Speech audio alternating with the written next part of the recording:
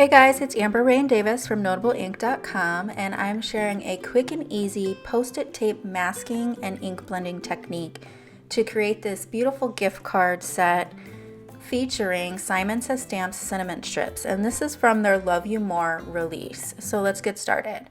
I have 2-inch post-it note tape here and a piece of A2 size, that's 4 1/4 by 5 1/2, Neenah Classic Crest Solar White that I'm going to be doing my ink blending on.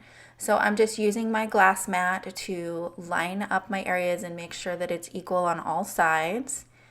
And once I get that adhered down, make sure you press the edges really well to make sure that there's no gaps in your tape. And then we'll get started with ink blending. So I have an ink blending brush. This is one of the large ones from the stamp market. And I left this in here because I really struggle to ink blend. And I'm hoping that you guys can help me out with this. Leave me a comment down below if you've experienced this. So what I have found is that this is actually a dark color. This is Nimbus from Altenew, and it's one of the darker midtones from the Tranquility set. And I am really having to work at getting this dark color onto the page. And I noticed that my Stamp Market brush, the bristles are stiff. I've recently ink blended quite a few Distress Oxides with 3 of these brushes, and I noticed that the bristles are really stiff even though I've cleaned them with mild soap and water. So back to the card. I'm just taking the tape off and I'm going to put it back on maybe 1/4 of an inch or a little bit more further out from that because I want to create a frame. So this is kind of looking like a centerpiece and then kind of like a mat around it, if you will, of ink blending.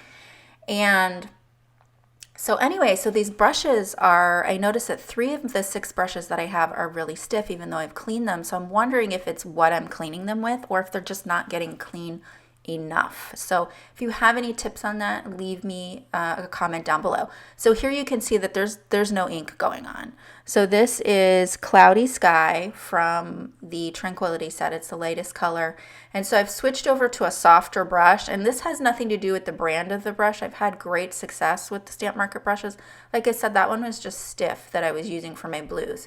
So what I'm doing here is I'm inking up kind of like one edge of the brush, and I'm concentrating on getting the ink just on the outer edge. So right where the Post-it note tape is. I'm trying to avoid kind of from the middle of that white area up into the block of color that I've already created because I wanted to leave a highlight around that first rectangle of color that we added. Hopefully that makes sense. So it should be darker on the outside of that outermost frame and then lighter as it gets close to the inner rectangle.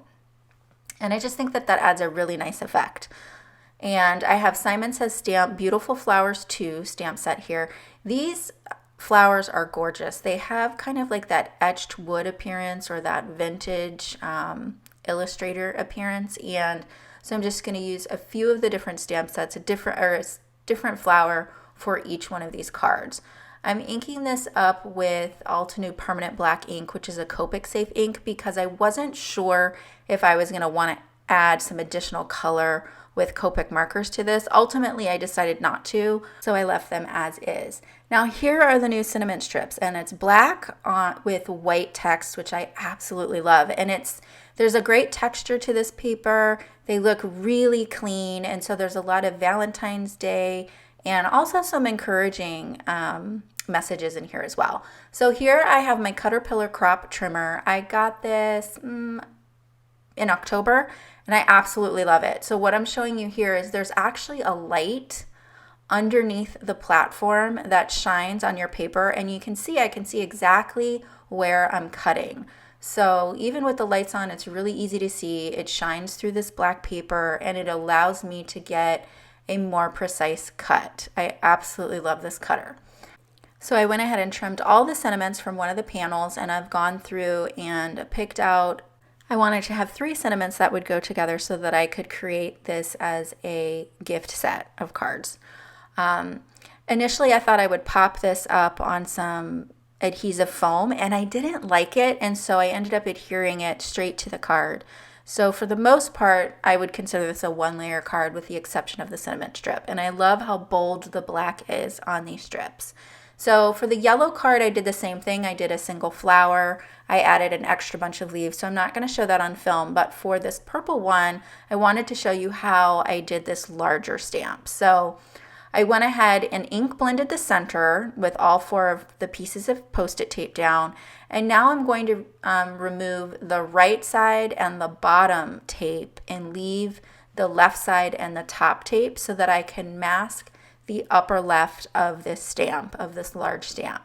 I did, however, want some leaves hanging over on the bottom and the right side. So when I was positioning my flowers on the original 2 cards, I always had just one little area that would pop down below into the white space and then also into that matted frame, because I think that just is a nice look. It gives you a little bit of asymmetry so that things aren't just completely all contained in that ink blended area, which I think is just more pleasing to the eye.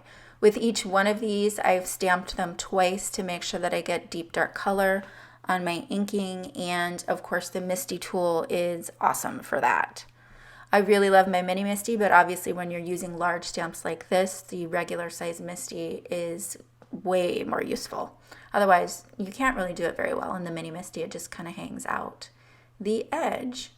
So we've got this stamped twice, and now before I start ink blending the mat that's going to go around this, I have to make sure that I dry this. Now, these 2 pieces of Post-it tape I'm going to throw away. I'm not going to use these.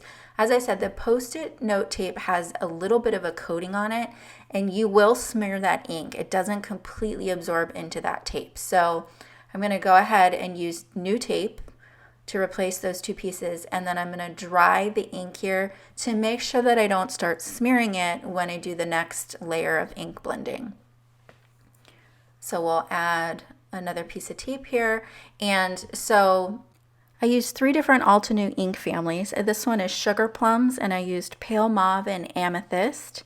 I used the Tranquility set, using Misty Morning was the lightest color, and Nimbus was the color in the center. And then I used Delectable Delights for the yellow card, and that was in Vanilla Cream and Hazelnut. So again, I'm just focusing on getting the majority of my ink right on the line where the Post-it note tape is, and leaving it lighter as I get closer to the rectangle in the center. After choosing a banner, I just cut it at an angle to add a nicer finished edge. And then I went ahead and adhered the strip to the card, and then I'll trim it off from the back just to make sure that I get the length just right. Here are the finished cards, and I opted not to add any additional embellishments because I wanted to keep these really clean and simple. And I absolutely love that outside frame and the gradient effect there where it's darker on the outer edge and fades to a white.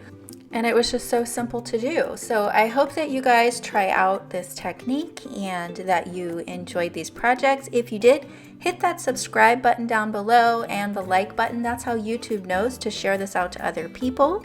I appreciate you guys stopping by, and I'll be back real soon with more inspiration.